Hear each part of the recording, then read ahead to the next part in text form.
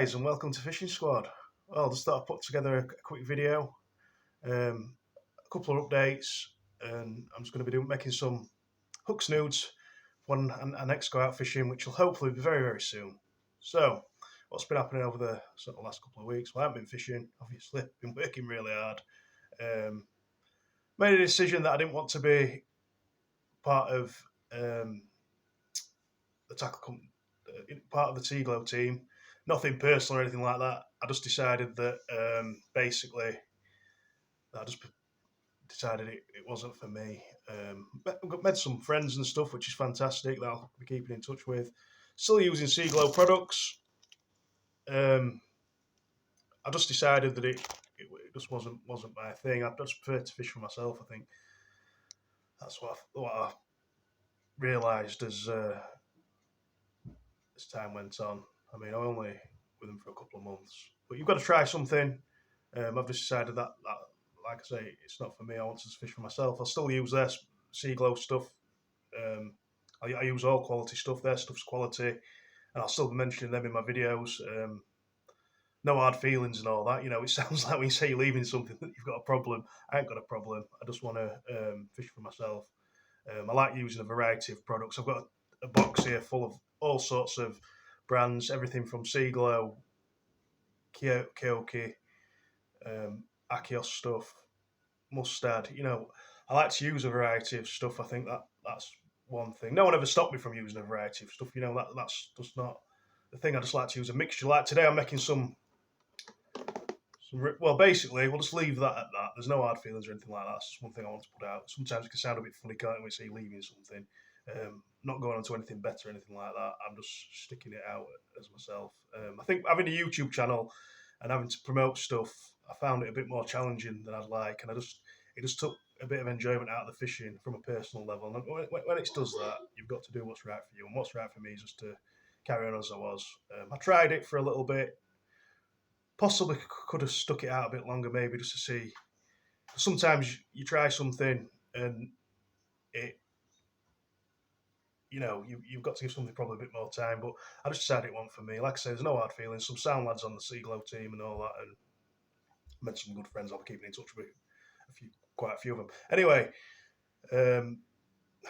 on to what we're doing today. I'm just making some snoods up for my pulley rigs. You can use them on anything really. For targeting Bull Huss, what I found's been working really well, sort of over the last few years really. But I've just discovered something I'm happy with.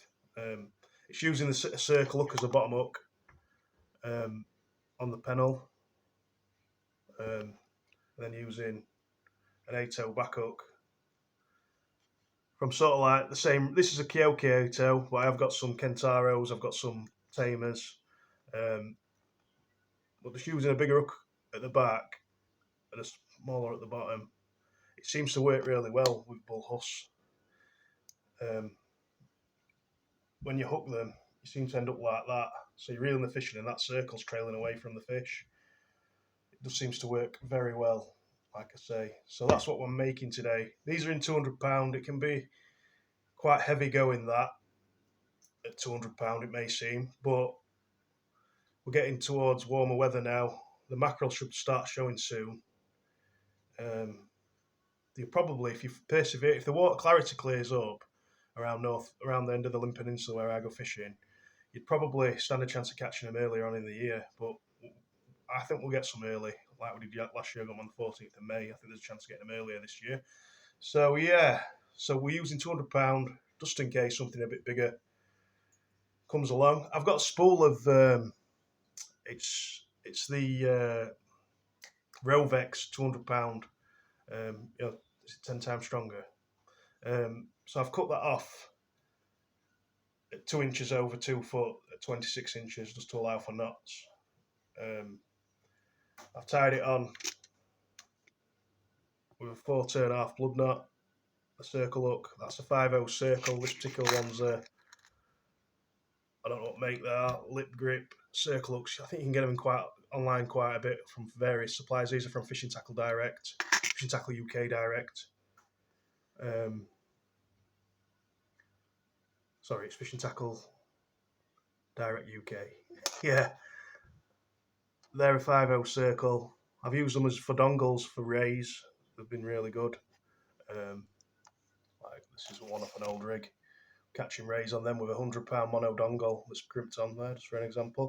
So yeah, we're just going to concentrate on these snoods for us anyway. So yeah, I've got a 5/0 circle hook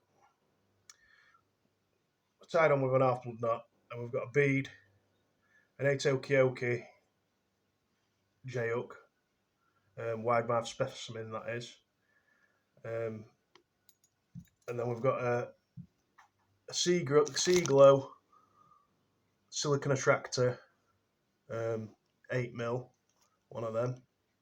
That's just to stop the back hook from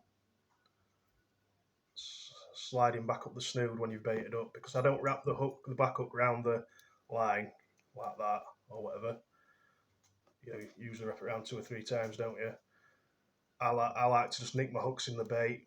What I like to do when I bait up is I like to get a mackerel, whip it up with some elastic before I even do anything. Probably snip tail off, snip half the head off, whip it up with some elastic, and then feed my hooks into it. And then have my hooks just nicked into the bait like that. But obviously, hooks can move about a bit because you're not. Well, you can elasticate it up, but it's not as secure as like wrapping it around your snood. Like when you wrap it around like that, for instance. Because what I'm after is nicking it into the bait, elasticating it up, so it'll be fairly soundish, but to stop it sliding back up the snood at any point on impact with the water, say, and putting one of them silicon attractors there. It could be a bit of attraction, but it also stops that back hook sliding back up the snood. Then what I'm after when I hook the fish, I'm after that hooking on the back hook, that sliding down, and then the circle being out of the way. I've got a clip that I'll put in the video of how that happens as well, just to illustrate. I've got an image or a section of video where Huss is actually hooked on that hook, and the circle's trailing out of the way. So then I've got a 1/0 swivel, but I use all sorts of sizes of swivels. I use 1/0, 2/0, 3/0. I do prefer to use larger swivels for targeting big fish, but I have been using, I can't remember what size they are, but I've been using some of the Sea Glow cranes as well in smaller sizes. They work really well, even with strong line. They do, when your rig body's fairly thick. So I'm just using £200 for the full rig, basic, because that's what I've got to hand. But we're just going to focus on the hook snoods, like I say today. There's a bit of silicon tubing on there, shrink tubing on there, to tidy it up. I like to keep a tag end, reasonable size tag end on the bottom. If there's any slippage on that knot or whatever, it covers that, but it also gives you something to elasticate against. So yeah, I'll show you how I make it.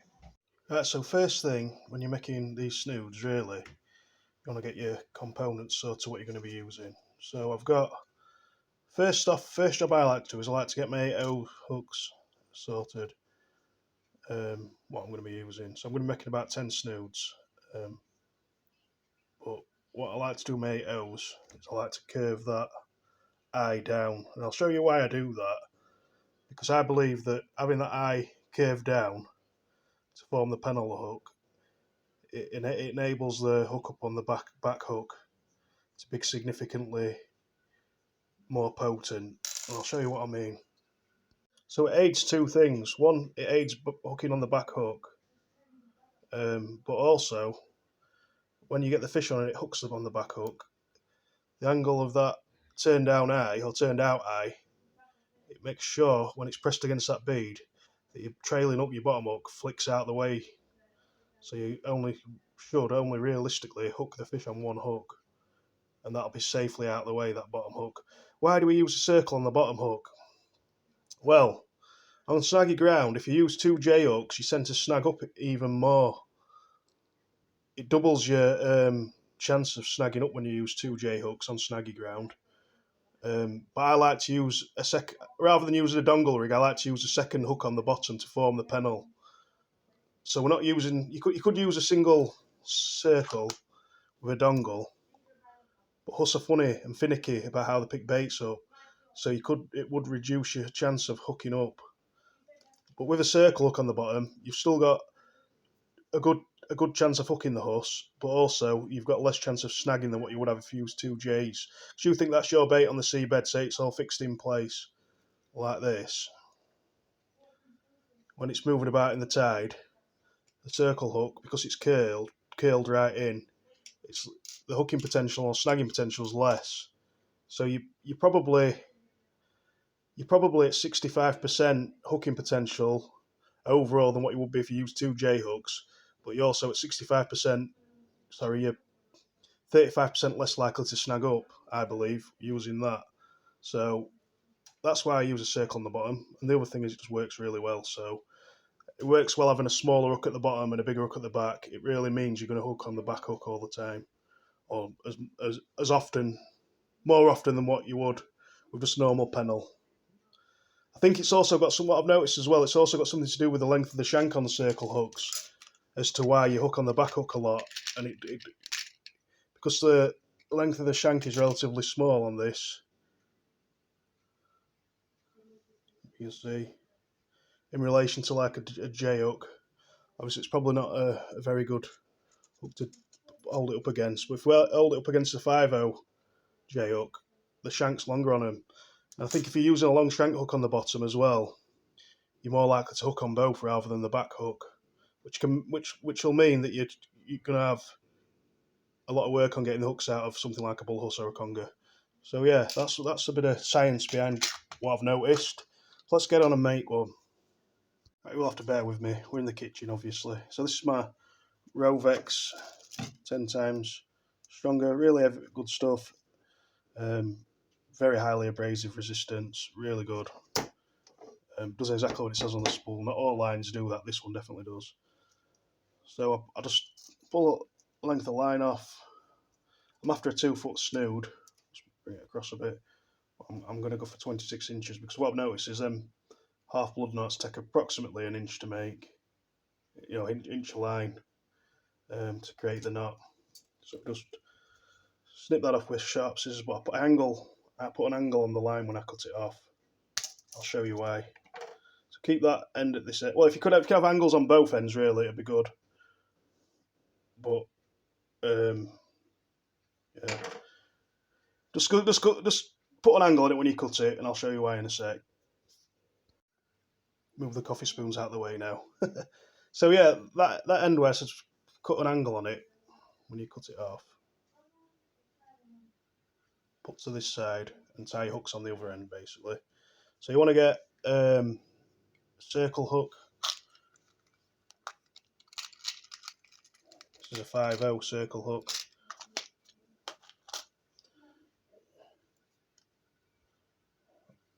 They've both got angles on, which is good. Feed it through like that. I'm doing just 4 turns round. Feed a generous amount through. 1, 2, 3. That's about 4. Back through the eye. So you've just got that. Try not to do more than 4 if you can. Probably might be 5 on that actually. It seems to twist up quite quickly. So get to there. Put a bit of moisture on it.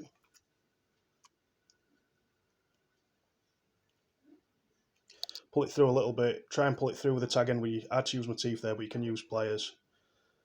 Now I've got something up here that I use for pulling knots on. I'll show you in a minute. I don't have a garage or anything at home. In Wales I have, but at home I ain't got a garage or anywhere other than the house. That's why there's like coffee spoons all over the place, sweet kitchen. But yeah, I don't have a vice or anything here to hand at the moment. So what I'm going to do is I'm going to put some pressure on that, and I'll show you how I go about that. Yeah, so I've used this. I'll just use a covered handle itself. When it's a hook, I like to just use a covered handle itself. But you need to be quite quick with this. You need to like that. That's done. I've never had one of them come undone in £200 line ever. You just put extra twists in if you're unsure. With like say you get to £150, you want to tie that knot. Put about 6 to 7 twists in it. But that's solid as anything. I've got not as big a tag end as I'd like, but that's sound. I'll do the job. So then what I do, I'll go on to the next bit now and show you what I do next. Right, so we've got that. Then we get a bead. I like these with really big holes in because the feed on £200 nice, both for the pulley bit and for doing this bit because they've got plenty of nice and loose on that £200 line. Keeps everything flowing nicely. So I put a bead on. Like that. Right, I'm going to show you something now with the hooks before I put my hook on. Right, I'm going to show you how to bend the eye back on the hook. This is a 6/0 key wide mouth specimen. But I'll show you how to bend the hook back, the eye back on the hook to form the pennel. Ideally, you could do with a vice for doing this, but whatever you use, whether it be pliers or whatever you've got, grip it, grip the eye just slightly above the eye. Don't go mad, be nice and steady with it. Keep it tight with the pliers, and then you keep this hand steady. Your right hand needs to be nice and steady because otherwise you'll snap the hook. And just get there, put your thumb in there like that, just gently, and that's it basically. Put a bit more on there actually. Yeah, that's all you need to do. And that it's not damaged the hook or anything like that. You know, I'm pretty sure you buy hooks sometimes you can actually see where they've put a tool on it to bend them. I'll show you one now. This is an example of the hook that obviously was formed in a particular shape when it's been made, but then it's obviously been manipulated. I don't know if you can see. Just trying to zoom it in. It's not going to do it, is it?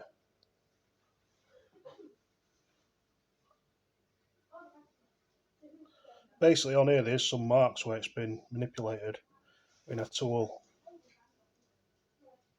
You might just be able to make one out there.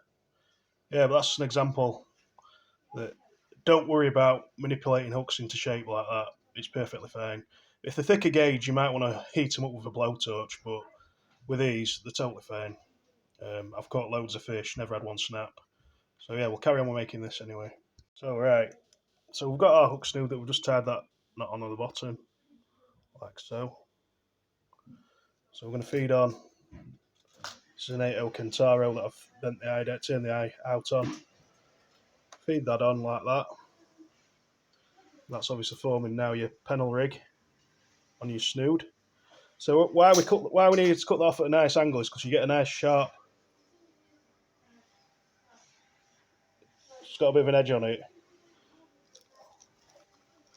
Then you just get one of these silicone attractors that we're using just to help hold the hook in place for casting and stuff. But there's a bit of attraction. We'll go for an orange one. These are probably, well, they are more designed for fishing, for flat fishing, what have you. But they do a good job. Stuff like this. That sharp edge now enables you to feed the line straight through the attractor. Try and didn't go through quite straight then. The good thing's these little bits of silicone. I'm going to have to get a new one. I've damaged that one. Just give me a sec. So you can just feed it straight through usually. But typically, when I'm on camera, it's not going straight through. Yeah,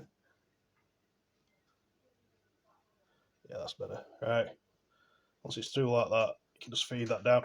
They're really good because they still maintain quite a bit of stickiness, if you like. You know, there's just a little bit of resistance on that. It won't just go flying up and down the snood, which is really good.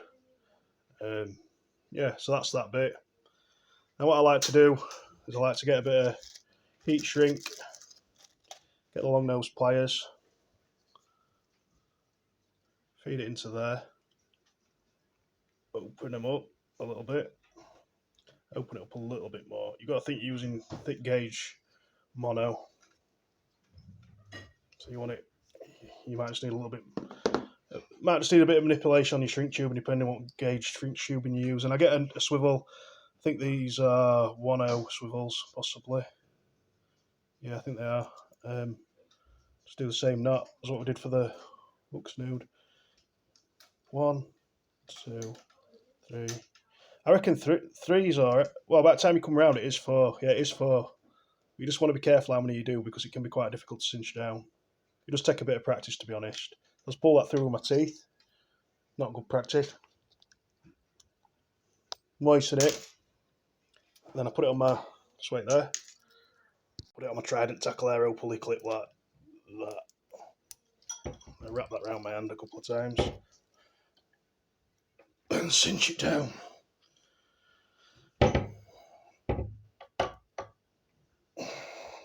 Probably could do with getting a bit more on that, to be fair. That's better. I'll do the business. They'll never come undone, these.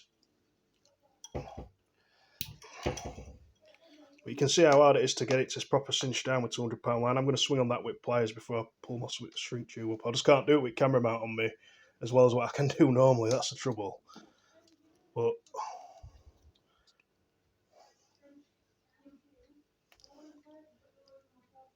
it's getting there now. It is getting there. Slowly but surely. Obviously, without the camera mount on, I can really swing on that. So we'll try it without the camera mount on, and I'll show you what it should look like. I've retied that nut now. It's much better. You may have noticed I put it on a bigger swivel as well second time round. But yeah, that's that. So, right, we've got that. And we just need to snip that off. Tag end off. Fairly. I always like to leave 3 to 5 mil on, maybe. Probably 5 mil to be fair, on my tag ends when I'm doing a close tag end, when I'm cutting the knot off to close. So that's that. Just dropped a bead. Bring the shrink tube up. Should fit over that, not too badly. Up onto the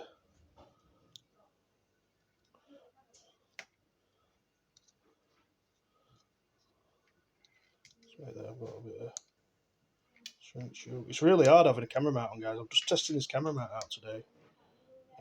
Just bring it up just below the swivel like that, just below the barrel on the swivel. Then get your lighter.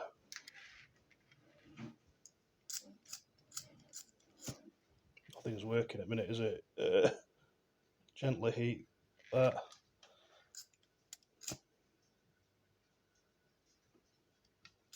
You can just keep going like that. Just keep plucking at it. Just keep nipping at it. You just don't want too much heat in one place at one time, basically. So just little and often.